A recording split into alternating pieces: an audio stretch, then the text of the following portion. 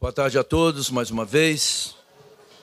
Damos início ao nosso painel da CNI, o papel da indústria na transição energética e lançamento do estudo Captura, Utilização e Armazenamento de Carbono, experiências internacionais e o potencial brasileiro. Neste painel, iremos debater sobre os avanços observados na pauta da transição energética no Brasil e o potencial para ampliar o uso de fontes renováveis de energia na indústria brasileira. Realizar também o lançamento do estudo CCUS, elaborado pela CNI. Estão conosco aqui no palco o senador da República, Irajá Silvestre Filho, a gerente de transição energética da CSR da ENDE, Flávia Teixeira, o diretor de Energia Sustentável e Bioeconomia do Instituto EMAIS, Glauber Leite, a Head de Sustentabilidade e ESG da Volkswagen Truck and Bus, Priscila Rocha, e o Superintendente de Meio Ambiente e Sustentabilidade da Confederação Nacional da Indústria e moderador deste painel, Davi Bontempo. Davi, a palavra é sua. Bom, muito boa tarde a todos. Queria aqui saudar o senador Irajá pela presença, nossos colegas aqui também de painel, Flávia, Glauber e a Priscila. Um painel que ele vem se repetindo em termos de título, mas que o conteúdo é totalmente diferente, até porque transição energética não tem uma solução única, tem várias soluções e a gente sempre vem colocando aqui algumas possibilidades, algumas percepções para que a gente possa sempre enriquecer aqui o nosso diálogo. É um assunto que é um pilar estratégico da CNI. Dentro de transição energética, falamos sobre como ser mais eficientes em termos de energia. Para isso, a gente tem um programa chamado Aliança 2.0, que com pouco investimento você já tem um grande retorno em termos de economia e de energia. Como expandir as renováveis, eólica, solar, a nossa biomassa, como fortalecer cada vez mais a nossa política nacional de biocombustíveis e, claro, como atrair novas tecnologias. Praticamente em todos os painéis que eu participei sobre energia, em algum momento a gente falou sobre hidrogênio de baixo carbono, mas não falamos tanto sobre captura de carbono. Uma tecnologia nova, ainda cara, mas a gente sabe que à medida que você vai dando escala, a tendência é que você reduza aí esse preço. Para isso a gente fez um estudo que está sendo lançado hoje, um estudo que ele faz um comparativo internacional com o Reino Unido, com os Estados Unidos, com a União Europeia, Canadá, Dinamarca, e outros países, para que a gente possa ter mais argumentos, mais informações e dessa forma a gente tenha uma maior possibilidade de influenciar políticas públicas e fazer um trabalho muito mais fortalecido, muito mais robusto, baseado aí em dados acadêmicos. Hoje temos um potencial de CCUS de cerca de 190 milhões de toneladas, um potencial bastante aderente ao nosso país, um potencial que é anual, mas que abre aí essa oportunidade para que a gente possa trabalhar essa agenda. Mas deixando um pouco aí a CCUS, é claro que faz parte aqui também do nosso painel, mas a gente já entra de uma forma mais ampla dentro da agenda de transição energética, e eu já queria passar a palavra para o senador, lembrando que hoje a gente tem uma agenda bastante ampla, uma agenda bastante robusta de economia verde, a agenda verde dentro do Congresso Nacional que vem sendo encaminhada. Temos aí combustível do futuro, hidrogênio de baixo carbono, o mercado de carbono que cumpriu uma etapa agora no Senado e vai para uma casa final, que é a Câmara dos Deputados, economia circular também no pipeline, enfim, um grande portfólio de projetos que buscam promover, ou seja, como pavimentar esse caminho em termos regulatórios, em termos legais, para que a gente possa avançar aí com segurança jurídica, regras claras, e o empresário brasileiro possa trabalhar da melhor forma possível. Então, vou passar a palavra para o senador, para que ele possa fazer uma exposição sobre como a gente poderia contribuir mais para essa transição energética. Senador, por favor. Bom dia. Eu gostaria, em nome do Davi, saudar todos os nossos participantes aqui do painel, cumprimentando também a imprensa presente, aos empresários, aos colaboradores da nossa Confederação Nacional da Indústria, a quem eu quero, de público, agradecer o convite do nosso presidente, Antônio Alban, querido amigo, que tem feito um grande trabalho pelo país, pela geração de ambiente de negócio, pela geração de emprego e renda, e tem no Congresso Nacional na figura do nosso presidente do Congresso e do Senado Federal, Rodrigo Pacheco, a quem eu aqui transmito um forte abraço e o represento, tem o reconhecimento dessa agenda legislativa que vem sendo acompanhada, vem sendo ativamente participada pela Confederação Nacional da Indústria, numa grande articulação com os senadores, com os deputados federais, para que a gente possa sempre estar estimulando o ambiente de negócio no Brasil, facilitando a vida do empreendedor, porque ao fim e ao cabo o que nos une em torno de uma mesma agenda é o fortalecimento da nossa economia, a geração de emprego, de ambiente de negócio e de impostos ao país. Portanto, fica aqui o meu agradecimento por esse espaço aqui aberto no dia de hoje, num importante evento que é a COP aqui do Azerbaijão. Tive a oportunidade de participar de outras conferências como essa, como aconteceu em Glasgow, na Escócia, já no Egito, na última edição também em Dubai. E essa é uma edição especial porque antecede justamente a nossa COP em Belém, que será a COP 30, no ano que vem, onde todos nós estamos aqui ansiosos, aguardando esse momento tão especial chegar, onde o Brasil passará a ser o centro das atenções nessa agenda verde, essa agenda discutida mundialmente, internacionalmente, e Belém vai convergir todas as atenções para essa COP na edição 30, que acontecerá no ano que vem. Eu quero saudar a presença do deputado Zé Silva também, que está acompanhando aqui a comitiva, a todas as pessoas que estão, de uma forma direta ou indireta, ajudando para que essa edição seja uma edição que promova também uma agenda positiva ao Brasil. Mas antes de entrar, Davi, no contexto do nosso painel, eu queria convidar as senhoras e os senhores para que nós pudéssemos fazer uma breve reflexão para que nós pudéssemos chegarmos ao momento aqui de hoje dessa COP 2029.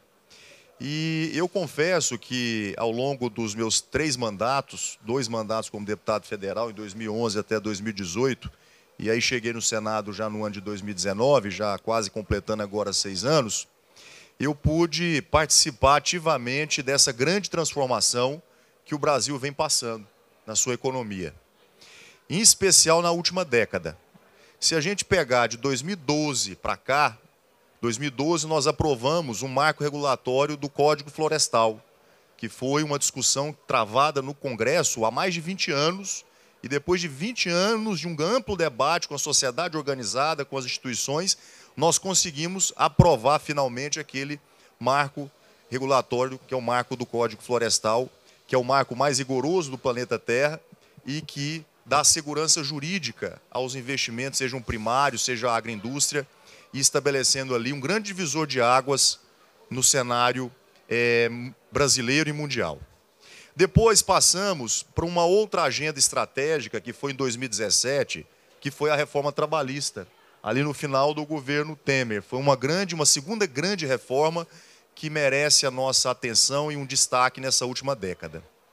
Posteriormente, chegamos no ano de 2020, onde aprovamos já no outro governo, o governo do ex-presidente Bolsonaro, aprovamos um esforço comum entre a sociedade, também a Câmara e os deputados federais, a reforma da Previdência.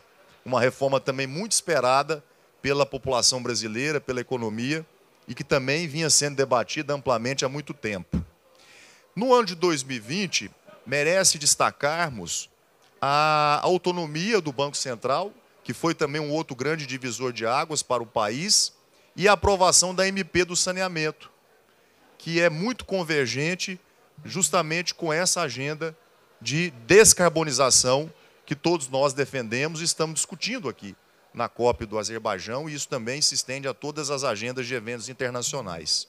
E que provou, com a sua regulamentação, ter sido uma decisão muito acertada, porque nós temos bilhões e bilhões de investimentos acontecendo no país, nos estados, nos municípios brasileiros, fruto da regulamentação dessa MP do saneamento, que criou um novo ambiente de negócio, com estímulo à incursão da iniciativa privada nesses investimentos que até então eram completamente administrados tão somente pelo setor público, pelos municípios ou mesmo pelos estados, dos 27 estados da federação, mas que não havia um ritmo ou não havia uma velocidade que acompanhasse a demanda da população brasileira pelo tratamento de água, de esgoto e tantas outras demandas que envolvem o saneamento do país.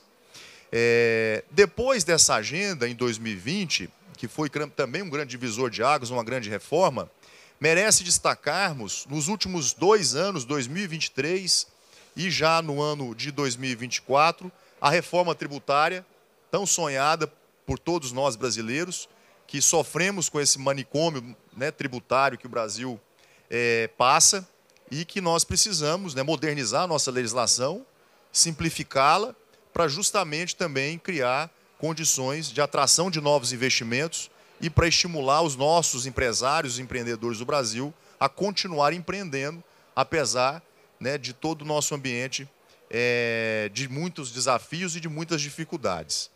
Mas nesse mesmo contexto de 2023 e 2024, nós precisamos destacar, nós precisamos lembrar que nós conseguimos avançar e muito nessa agenda verde. Você, Davi, mencionou um dos projetos que merece a nossa atenção, que é o marco legal do hidrogênio verde, que disciplina a implementação e a utilização dessa nova commodity. E isso foi um passo importante que a Câmara e o Senado deram, frente a essa grande realidade que se apresenta no Brasil e no mundo, e que agora, certamente, nós iremos colher os bons frutos disso, dessa decisão.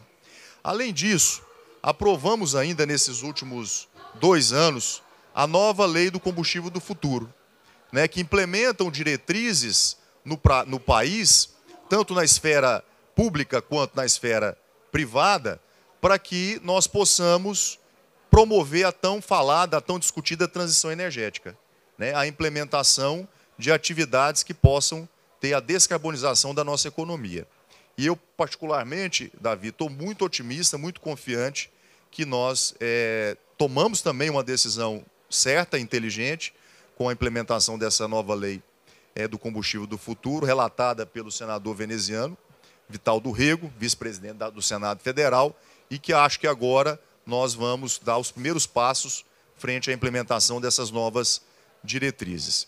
E, por fim, e mais recentemente, aprovamos já na semana passada, fruto de um trabalho harmônico entre a Câmara e o Senado Federal, a regulamentação, a reforma da regulamentação do crédito de carbono, que isso, na minha concepção, é um grande mercado que está ainda, eu diria, adormecido, e que o Brasil agora, tomando frente a essa regulamentação, vai exercer um grande protagonismo para estimular o mercado regulado, além do mercado voluntário. Porque eu acho que você, tendo a matriz do mercado regulado estabelecida, o mercado voluntário, ele vai, por consequência, ele vai também expandir muito no Brasil, embora nós já tenhamos alguns mercados regulados, como o Canadá, como a China, como a própria Europa, mas o Brasil, por ter esse grande potencial, e você apresentou aqui alguns números, tem sim condições de poder ter esse protagonismo no mercado internacional de crédito de carbono. Lembrando que o Brasil já vem sinalizando com a sua responsabilidade socioambiental. A nossa matriz elétrica, praticamente 80%, 87% dela é renovável, diferentemente da matriz energética, né, que a gente geralmente confunde muito isso. A matriz energética, além da eletricidade, engloba toda a cadeia, transporte, indústria, e nós temos 46% da nossa matriz energética renovável, muito além do que a média mundial dos países no mundo, que tem em média em torno de 15%, o Brasil tem esse protagonismo de 46%, e na questão da matriz elétrica, que nós já temos 87% da matriz elétrica renovável, representada pela hidrelétrica, a energia solar, a biomassa, a eólica e tantas outras fontes de energia renováveis. O mundo está patinando aí em torno de uma média global de 30% da sua matriz elétrica. Portanto, eu acho que o Brasil, sem desmerecer a nenhum outro país no planeta, mas tem cumprido com a sua responsabilidade, com as suas obrigações, vem dando sim um bom exemplo e, claro, precisa estar se reinventando a todo momento, como nós temos feito com essa agenda legislativa em sintonia com a Confederação Nacional da Indústria, em sinergia e também de forma muito convergente com o setor privado. Que isso nós precisamos estar muito atentos e eu quero aqui me colocar à disposição da CNI, à disposição do setor produtivo organizado, porque nós constituímos, inclusive, Davi, só para título de informação, nós constituímos dentro do Senado Federal a Frente Parlamentar do BRICS, do qual eu tenho a honra de presidir. Nós já temos 38 senadoras e senadores membros dessa frente, a frente mais ampla hoje do Senado Federal, uma das mais relevantes, e, portanto, a gente tem criado algumas agendas com o setor privado, com esse propósito, de poder fomentar a iniciativa privada e sempre lembrando da responsabilidade socioambiental que todos nós devemos ter, o setor privado e também, obviamente, o setor público. Quero agradecer o espaço e me coloco também aqui à disposição para os esclarecimentos. Então, muito obrigado, senador. É importante a sua fala. Lembro que a CNI, esse ano, recebeu o B20, né, o braço de negócios do G20, e ano que vem, da mesma forma, vai receber a parte de negócios do BRICS. Então, conte com a CNI também. Estamos aí juntos, né, com um objetivo sempre comum. Queria passar para a Flávia agora, a Flávia falando aqui em energia, a Flávia é grande provedora de energia pela ENGIE. Flávia, como é que você conta aí para a gente o que a ENGIE tem feito para facilitar esse caminho de transição? Boa tarde, obrigada, Davi, pelo convite. Cumprimento os meus colegas de painel, senador, pela oportunidade de trocar um pouco que a gente tem feito.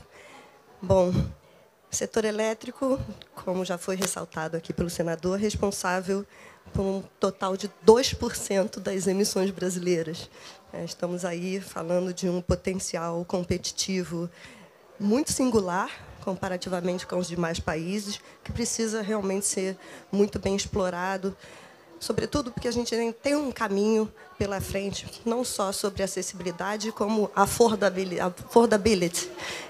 A ENGIE está no Brasil há 28 anos.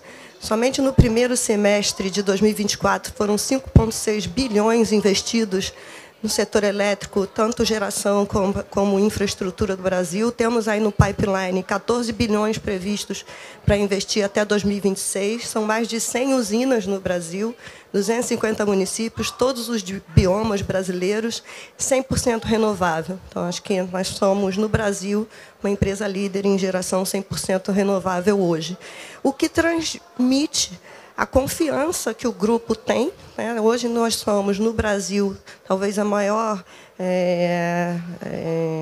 negócio, business do grupo, depois da França, uma empresa de origem franco-belga, e que transmite a confiança, né, no cenário econômico, político brasileiro, 28 anos de investimento e intensificando cada vez mais. Fomos vencedores de um grande lote no último leilão de transmissão de energia. Então, confiança de que o Brasil está muito bem posicionado, né, não só em termos de mercado, como também em termos de marco regulatório, mas temos alguns caminhos pela frente a trilhar. O senador falou muito bem, né, sobre a importância, por exemplo, do mercado de carbono, e tomara que a gente agora avance, né? A ENGIE investe no mercado de carbono no Brasil há mais de 20 anos.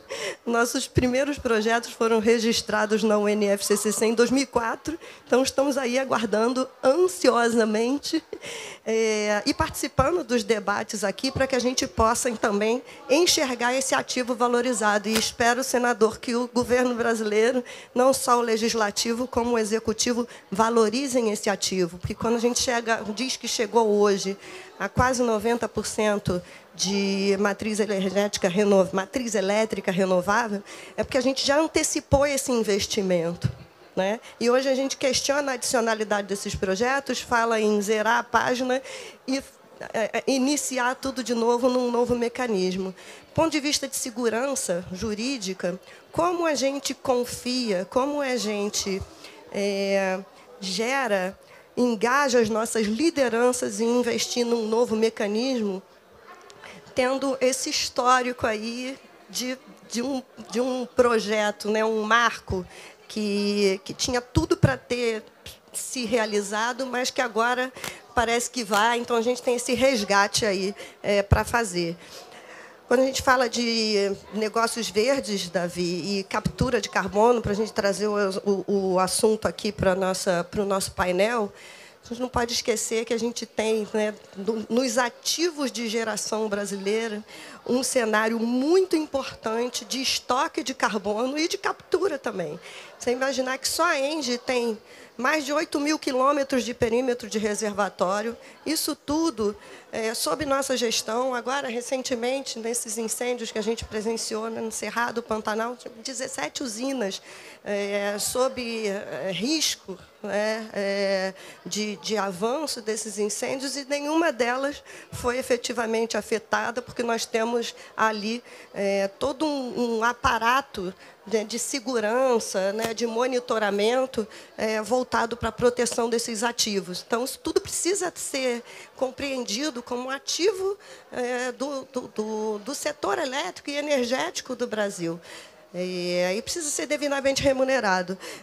A gente está aí precificado e remunerado. Nós estamos aí na iminência de começar a vencer, por exemplo, as concessões das hidrelétricas. Será que isso tudo vai ser observado num novo marco regulatório que está sendo desenvolvido? Né? Esses ativos, esse cuidado, esse zelo, toda essa proteção vai ser devidamente observada nesse novo momento? Então, esses são alguns pontos que eu gostaria de deixar de colocar aqui, né? Potencial de armazenamento, potencial de captura desses ativos que já são hoje, né, já são internalizados na indústria de infraestrutura do Brasil, para além, né, das alternativas de captura tecnológica e tudo mais. Então, acho que lançar aqui esses pontos para a nossa reflexão aí para os próximos minutos do painel. Excelente, Flávia. Obrigado aí pelos comentários, né? Quando você estava falando, eu me lembrei aqui que hoje a gente já começa a perceber uma nova realidade quando a gente fala de política pública, né? Esses projetos que foram aprovados, que foram citados, o combustível do futuro, o hidrogênio de baixo carbono, o andamento agora do mercado de carbono, ele começa a trabalhar o outro lado da política pública, né? O lado do incentivo econômico. E aí a gente começa a ter um relacionamento muito próximo com esses outros setores, né? Hoje mesmo eu estava num painel com o setor financeiro e também com o setor de seguradoras. Mas saindo aí do lado da geração, né, Flávia, de energia, né, e as oportunidades e desafios, queria passar para a Priscila. A Priscila é a consumidora, né, Priscila? Energia é um dos grandes insumos, né, para a produção aí de caminhões e ônibus, né, da Volkswagen, não é isso? Exatamente, Davi. Boa tarde a todos. Bom, primeiramente agradeço, Davi, mais essa parceria aqui com vocês. E sim, com certeza, somos consumidores, né, para que a gente consiga produzir os veículos e para que eles também funcionem, né? Todos nós aqui que utilizamos qualquer tipo de veículo, a gente consome algum tipo de energia, e não somente a gente, né? Para a gente transportar pessoas, materiais, a gente também precisa dessa energia que nos propulsiona de alguma forma para chegar de um lugar, sair de um lugar, né, e chegar em outro. Então, falando pela Volkswagen Caminhões e Ônibus, dentro do nosso plano de descarbonização, que foi concebido aí com todo um inventário do berço ao túmulo do produto, né, a questão energética ela é primordial, não tenham dúvida, desde o escopo 1, quando a gente fala das próprias operações, aonde, de fato, considerando o consumo de energéticos, né, não está, obviamente, o nosso maior consumo, mas que é primordial dentro das nossas metas. A meta de redução do escopo 1 e 2, para vocês terem uma ideia, de reduzir 50% de emissão com base em 2021 até 2032. Então, isso significa reduzir o consumo de um gás natural, fóssil, o consumo de energia elétrica para as operações internas, né, que conta certamente com todo esse aparato, né, esse arcabouço legal e financeiro que vem sendo estabelecido para que eu tenha a viabilidade de adotar um biometano ao invés de um gás natural dentro da fábrica e para que eu consiga ter uma matriz elétrica cada vez mais limpa, né? Hoje, muito bem colocado aqui pelo senador, a gente está beirando aí os 90% da energia elétrica com base em fonte renovável, mas imaginem vocês que daqui a pouco, com a eletrificação da matriz de mobilidade, quanto a mais de energia a gente vai precisar, né? Então, o estabelecimento de políticas públicas agora, né, e não só agora, porque isso vem já de muito tempo, mas cada vez mais acelerada, mais estruturada, é primordial para que a gente consiga manter essa matriz elétrica. Então, quando a gente fala aqui nesse lado da mobilidade, que é onde eu tenho mais de 97% das emissões, quando eu estou falando no uso do produto per si, né, até o seu ciclo final do seu ciclo de vida, essas políticas energéticas, né, e toda a viabilização da adoção da matriz elétrica, uma matriz de biocombustível, elas são essenciais para que eu consiga descarbonizar também, né? É claro que o meu papel é importantíssimo no sentido de prover tecnologia, ou seja, eu prover um caminhão a biocombustível, né? Eu prover um caminhão a biometano, como a Volkswagen tem. Um caminhão elétrico, como a Volkswagen lançou o primeiro caminhão totalmente desenvolvido e produzido lá na fábrica de Resende, no Rio de Janeiro, que a gente se orgulha muito. Eu vou precisar da energia elétrica, né? E não adianta também ter uma energia elétrica com fonte fóssil. Como é que vai ficar aqui todo o meu carbon footprint aqui ao longo do ciclo de vida desse produto? E também, recentemente, a Volkswagen lançou um protótipo de veículo híbrido, já com essa visão de sucesso que o nosso país tem, de carro flex, né? E também o carro híbrido que já existe. A Volkswagen está aí trabalhando fortemente no desenvolvimento de um caminhão que funciona tanto com uma propulsão com base em biocombustível quanto elétrica. E a gente lançou aí na Feira de Nacional de Transportes aí na semana retrasada já, né? Além disso, temos o ônibus elétrico, que também demanda a questão da eletricidade limpa aqui do nosso país. Então, trazendo mais números também, recentemente a Anfávia divulgou um estudo bem interessante, né, juntamente com o BCG, mostrando como que funciona toda essa previsão do nosso setor num cenário até, diria que conservador, né, que 2040 nós teremos aí uma média de 44% de propulsões alternativas ao diesel fóssil. Ou seja, propulsões que consideram toda essa matriz que eu já falei que a Volkswagen já desenvolveu, está desenvolvendo. O elétrico, o biometano, o biocombustível. Outras também, hidrogênio verde e por aí vai, né? Estamos no caminho. E também considerando os veículos leves, né? Com também uma matriz alternativa aí de mais ou menos 35%, que significa já ter uma adição maior de etanol, ou seja, na gasolina de 30%, e no meu caso aqui do diesel, eu já teria 20%, que é o que já prevê a nossa lei do combustível do futuro, né? Então, com base nesse cenário, nós precisaríamos de muito mais energia sendo gerada por fontes renováveis, né? E também o biocombustível, tanto líquido, que é o próprio biodiesel, ou o HVO também que está vindo, e ele é também recepcionado pela Lei do Combustível do Futuro, né? Biometano também precisaria nessa matriz. Ou seja, toda essa necessidade, se ela não for trabalhada nesses três âmbitos, né? Sempre que eu coloco o financeiro, a política pública e nós aqui com a tecnologia, aí vai ficar muito difícil o setor de transporte deixar de emitir aí seus 13% que contribui aqui na matriz brasileira, né? Mas eu vejo que estamos no caminho. Não, perfeito, Priscila. Queria passar agora para o Clauber. Clauber vai dar uma visão aí também de quem produz muitas informações. O Instituto é um think tank, então com certeza acho que ele vai dar uma visão mais holística aí da questão da transição energética. Obrigado, Davi. Obrigado a todos, senador, colega de painel. O Instituto É Mais, como você disse, Davi, é um think tank.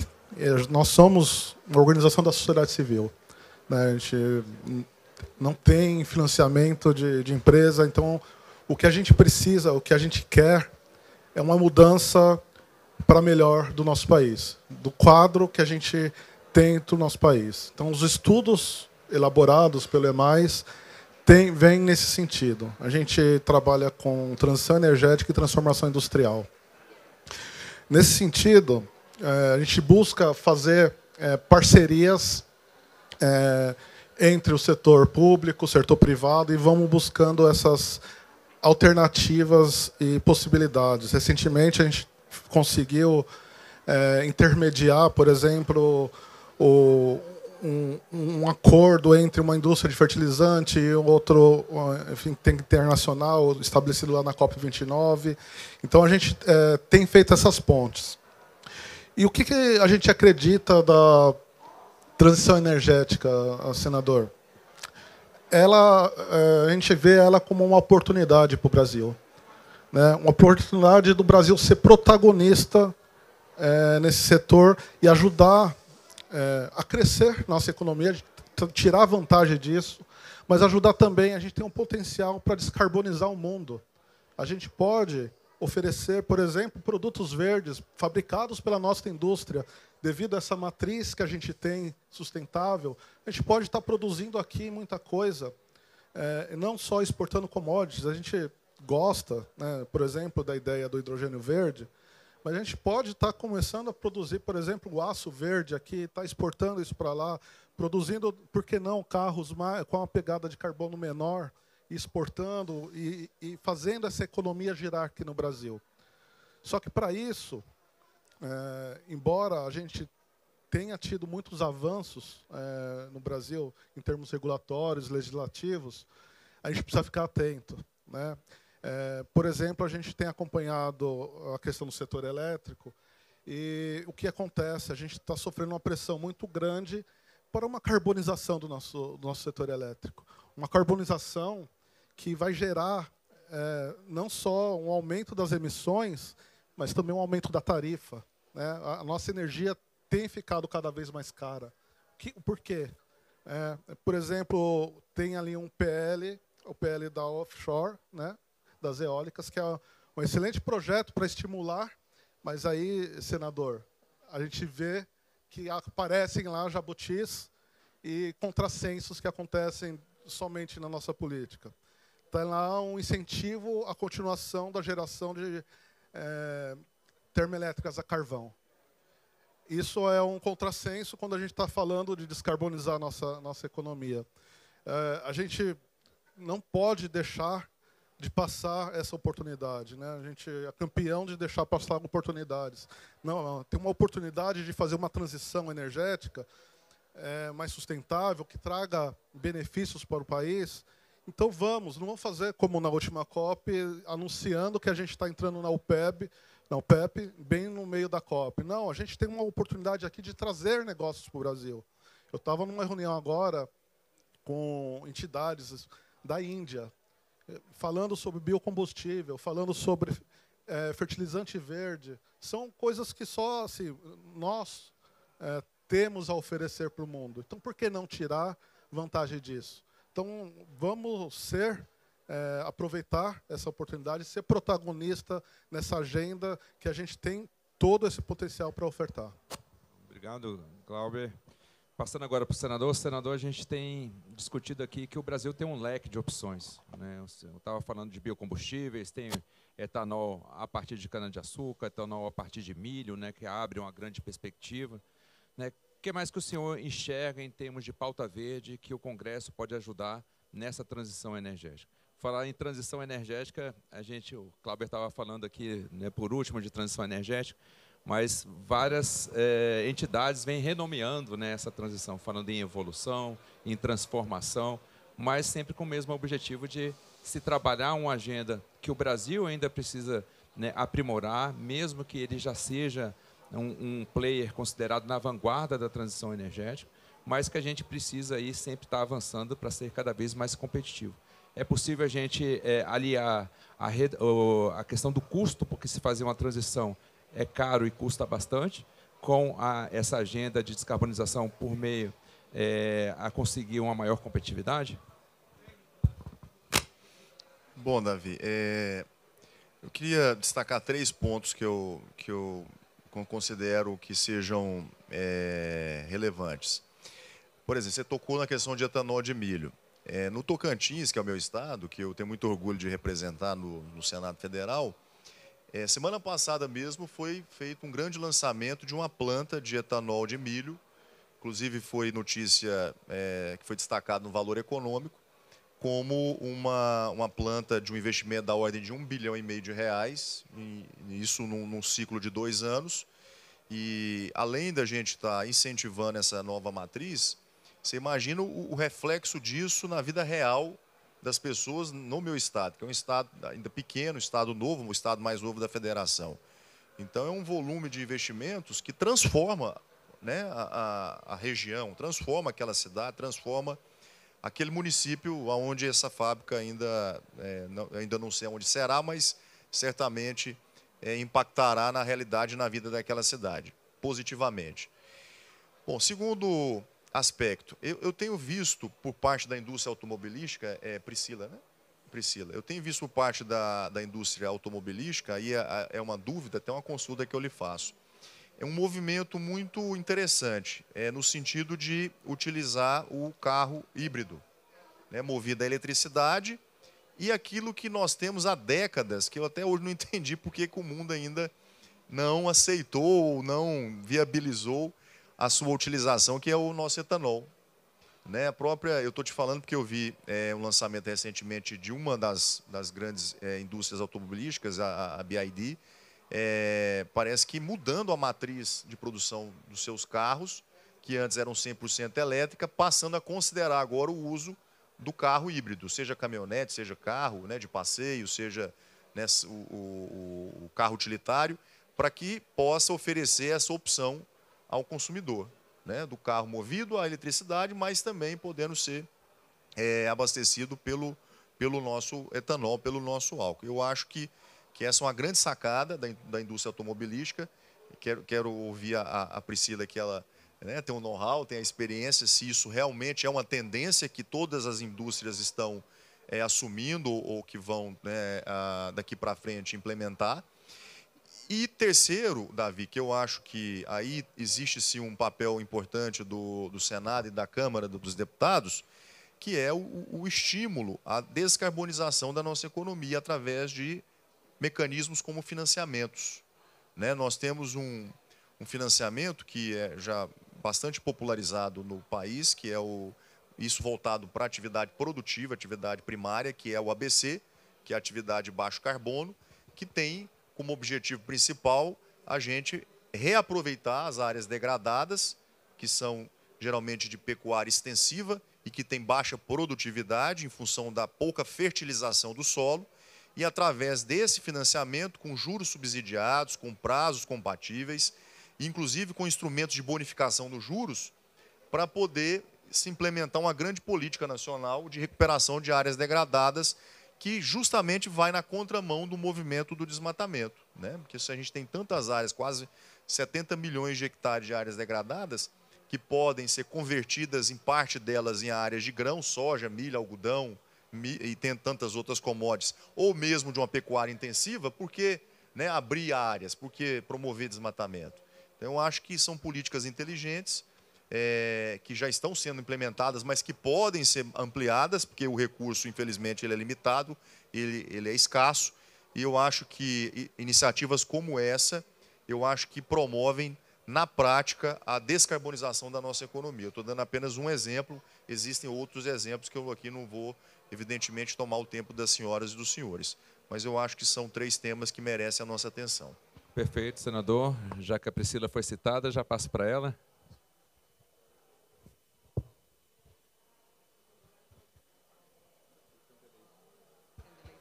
Foi. Obrigada pela pergunta, senador. Essa é uma pergunta que realmente ela surge frequentemente e também ela causa um movimento importante na indústria automotiva, né? Vou começar respondendo pelo setor de caminhões e ônibus que eu represento. De fato, recentemente lançamos, como eu falei, né, um protótipo híbrido. E ele funciona com motor ciclo Otto, que pode ser utilizado com biocombustível. E se usado com o diesel regular, que já tem aí 14% de biodiesel, e o nosso eixo elétrico, ele já reduz 15% de CO2, né, equivalente em relação à base hoje. Mas se eu alimentar, de fato, com o biocombustível, com o HVO, ele reduz 90%. Né? Então, de fato, é uma saída, considerando aqui nosso histórico. experiência em tecnologia de forma combinada, como temos no nosso país, realmente é algo primordial. E a gente sabe que o nosso país, do tamanho que tem, não dá para contar com uma solução única, né? Então, é uma mistura de soluções e soluções combinadas. Então, na indústria de caminhões e ônibus, de fato, sim, estamos considerando o veículo híbrido. Claro que ele tem os desafios técnicos mesmo e de custo, né? Ao você ter dois tipos de propulsões dentro do mesmo veículo, e aí tornar isso numa escala acessível para o consumidor demanda, claro, investimento e desenvolvimento. Em relação aos veículos leves, realmente é uma questão de energia, mesmo de disponibilidade de energia. A gente sabe, né, que o etanol ele tem um poder calorífico menor que uma gasolina, por exemplo. Então, o fornecimento de energia somado à regeneração que a gente tem com o sistema de frenagem, ele fica um pouco prejudicado quando a gente entra com o etanol para ter o sistema elétrico combinado. Mas isso não é impossível. Estamos trabalhando, sim, também temos essa visão. Aí seria mais a área de veículos leves, no caso da Volkswagen, mas, sim, é uma saída. E eu não tenho dúvida que teremos, sim, esse veículo híbrido, porque a gente está com o etanol ali, né, na nossa porta. Então, não tem por que não trabalhar com esse tipo de energia também na matriz automotiva, né? Obrigado, Priscila. A gente vai precisar caminhar rápido agora, né, que a gente já está encaminhando para o final. Vou passar para a Flávia. Flávia, em 1 minuto, também o Clauber, para dar a perspectiva de vocês em relação ao equilíbrio, né, entre custo e também a competitividade, com vistas a fazer essa transição energética. E eu quero encerrar aqui com o senador, pedindo a ele que coloque uma perspectiva sobre o que a gente vai ver na COP30, qual que seria a temática que o senhor acha interessante que o Brasil mostre, principalmente aí aproveitando a oportunidade para a gente aprimorar melhor a comunicação, que na minha visão ainda precisa ser melhor encaminhada a nível principalmente internacional. Flávia. Excelente, Davi. Bom, nós estamos aí, né, quase 10 anos do Acordo de Paris. A gente começou falando de 100 bilhões de investimentos anuais para mitigação, a gente já está falando de trilhões para adaptação, trilhões. A gente já foi da fase de mitigar, adaptar, e a gente já está na fase de remediar.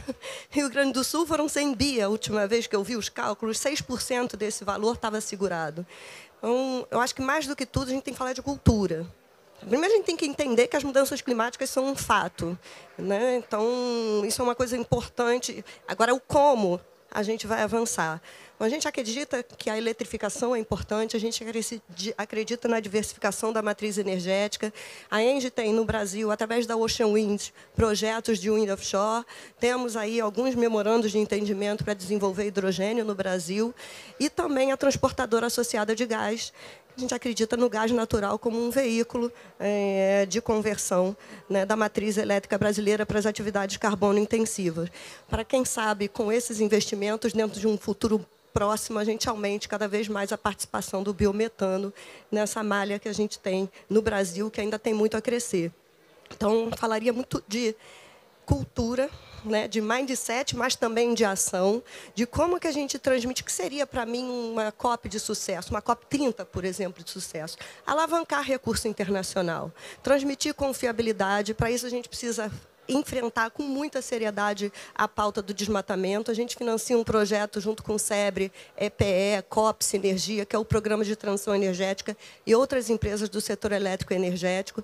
A gente já tem aí dados postos que não tem rota tecnológica que nos coloque na neutralidade em carbono e climática até 2050, se a gente não interromper o desmatamento ilegal até 2030. Então, a gente tem todo esse trabalho para fazer, para mostrar na COP de Belém que o Brasil é um país confiável para que esse investimento aconteça. Integridade dos créditos de carbono, dos créditos de remoção. Isso tudo, acho que a gente tem todos os componentes para que isso aconteça. Mas é isso, a gente precisa de política pública, a gente precisa de uma mensagem clara e uma sinalização de que o Brasil está organizado para receber esses investimentos. E obrigada a todos pela atenção. Perfeito. Clauber, por favor. Obrigado, Davi. Acho que a mensagem principal, a gente não pode regredir, né? 1,5 graus já foi, a gente quer retornar esse 1,5 grau. E, para isso, não podemos retornar, né? E aí, a gente tem algumas oportunidades para isso. Eu falei primeiro do PL dos offshore. A Silvia falou da reforma do setor elétrico, que também pode ser uma oportunidade para ter ganhos, tanto em redução de emissões, em redução de tarifa, em outras coisas. Mas o que eu queria provocar mesmo é que a gente precisa de um novo arranjo econômico mundial. Lá no EMAS a gente está chamando isso, e para a COP30 a gente está chamando isso de um novo consenso, e a gente está chamando isso de um consenso de Belém. A gente pode começar daqui a construir esse novo consenso, né, que praticamente uma realocação dessas cadeias globais de suprimentos. A gente pode produzir aonde se emite menos, né? Vamos ver qual que é o ótimo disso. Eu dei exemplo anteriormente do aço. O aço, ele sabe que tem uma pegada de carbono elevada, mas se produzido no Brasil a gente reduz. Então, por que não fazer um meio termo disso? A gente produz alguma coisa com hidrogênio no Brasil, exporta para o resto do mundo. Vamos realocar, estudar essas cadeias globais de suprimentos para buscar esse novo consenso. Por que não, senador? No final da COP30, a gente ter um consenso de todas as nações, um consenso mundial no qual realoque essas cadeias, emita menos e traga desenvolvimento econômico para todo mundo de uma forma geral. Perfeito, obrigado, Glauber. Senador, nos dê a honra aí de fechamento do painel, por favor.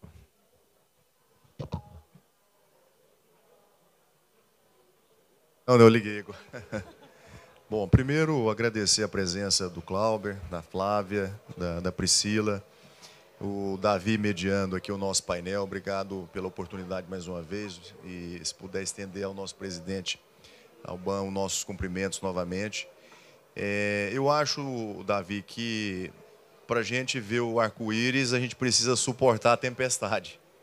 Eu acho que a COP30 em Belém vai ser o nosso arco-íris. Só que daqui até lá nós temos um belo caminho a trilhar, né? E uma bela tempestade a enfrentar. E eu acho, particularmente, o que eu tenho percebido, o que eu tenho analisado, que esse novo mercado regulado de crédito carbono, eu acho que pode ser aí a cereja do bolo. Né? Nós temos aí alguns meses até a COP, eu acho que são 7 meses, né? 7 meses até acontecer a nossa COP, isso passa voando, mas eu acredito que o Brasil pode sim se posicionar como um grande player, como um grande protagonista, e por que não uma grande CETIP do crédito carbono mundial. Né? Eu acredito nisso. Eu acho que nós temos todas as condições para isso, à disposição do governo, do executivo. O legislativo já aprovou o quanto essa agenda é importante para o país, aprovando na Câmara, no Senado semana passada, e deverá ser aprovado essa semana na Câmara novamente, que é a tramitação final, e aí sim sancionado pelo presidente da República. Eu acho que aí o mercado, a iniciativa privada, que é a grande locomotiva da nossa economia, vai saber conduzir isso com muita competência para tornar o Brasil realmente uma grande referência nesse mercado de crédito de carbono.